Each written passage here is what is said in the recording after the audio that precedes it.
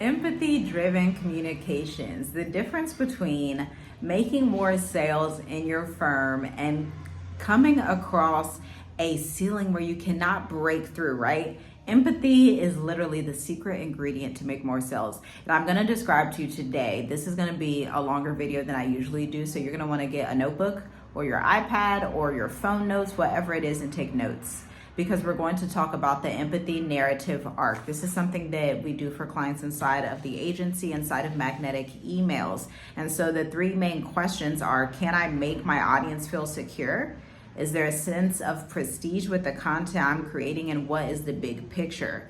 First, we need to address the fact that AI alone cannot create and produce copy that answers these questions. So when you're going on ChatGPT, you should be using it for research purposes, meaning drawing statistics and data that are relevant to your industry, and then using that data in your email marketing strategy or in your social media marketing strategy, okay? Because this is gonna be the difference in 2025 and beyond between making a huge amount of sales in your company and then coming across that glass ceiling we were talking about. The issue with that glass ceiling is that you're not promoting trust. So people, if you see a lot of open rates, if you see a lot of engagement, if you see that you're having a lot of conversations, you have a lot of leads coming through, at least 500 to 1,000 leads per month, but they're not converting, that means that somewhere along the lines in your sales engineering, you're not establishing trust. Trust happens when we feel secure in our marketing, when we feel secure about the messages we're receiving, right?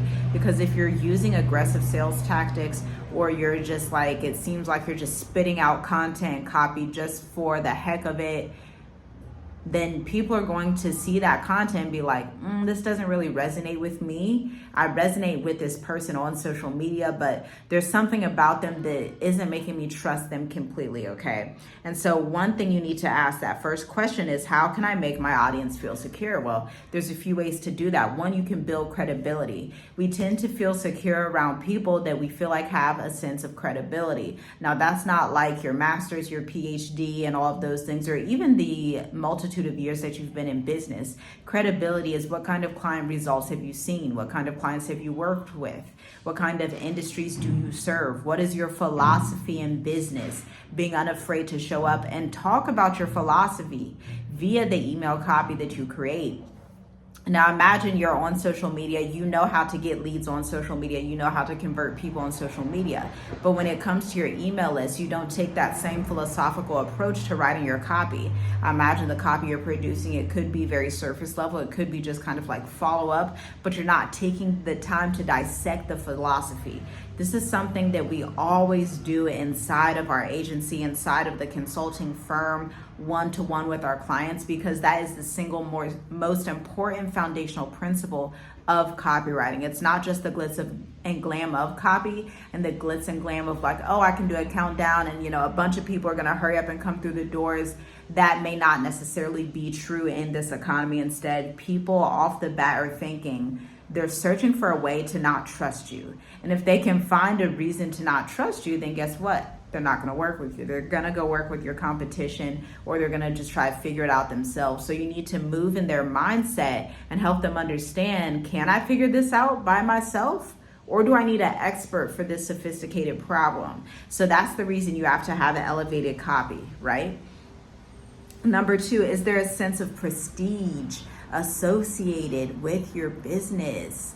So when people work with you, when they come in, is there a sense of prestige? The way that we feel when we have like I love, for example, I love Mac. I swear by Mac. I will not buy any other laptop. I will not buy any other device except iPhone, because there's a sense of prestige that accompanies having Apple. Like, I want that prestigious feeling, right? My clients, when they come to work with me, they want a sense of prestige, like, oh, I have elevated copywriting. I have elevated empathy-driven narratives. I have an elevated communication specialist behind what I'm doing. Like, they know their content is driving a deeper purpose and value outside of transactions. They know they're committed to educating and telling stories on a deeper level and doing that groundwork that honestly takes time. It's not like a cheap thing that you can just like hurry up and just throw out a load of copy, right? Taking the time to empathize with your audience and understand what their needs are. So is there a sense of prestige with your brand? Think about that. I want you to answer it down below. Do you have a sense of prestige in your marketing associated with your brand? When people go to your website, what do they feel? And really be honest about this. This is where you may need a marketing consultant to come in and critique it a bit, especially if you have a lot of leads, but you're not generating sales. Or you have some kind of webinar, ebook, but you're not generating sales. You used to get interest, but again, what worked in 2022 ain't gonna work in 2024 and 2025. So it's the time to go deeper and audit your complete marketing strategy. I mean, corporate clients, I've worked with a lot of corporations in my past few years, just in the last 4 years, meaning like Fortune 500 tech companies, like education technology, finance technology, real estate technology companies, and they will bring in marketing consultants. They will spend millions of dollars to bring in marketing consultants to do this work, okay? So you need to ask yourself, are you willing to bring in some kind of expertise or consultant to audit your website, to audit your complete marketing strategy and find the gaps? Because it's through finding those gaps that you're going to be able to unearth more gold in your marketing strategy and serve more clients at a deeper level. This positions you at a higher trust and credibility than your competition. And that is the thing that is going to sell your clients before they ever get on a phone call with you or go to your checkout page. Lastly, what is the big picture when working with you? What are the 3 emotions people feel before working with you? What are the 3 emotions they feel after? This goes into the first phase of magnetic emails, which is the 20 question framework. We have 3 phases. We have the 20 question framework.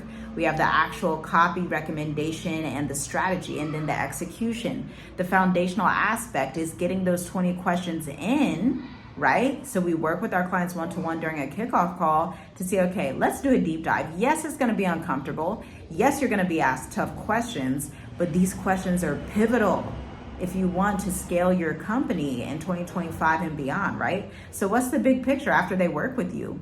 What is your unique selling proposition? Is your unique selling proposition too bland? Is it specific enough? What problems are you addressing?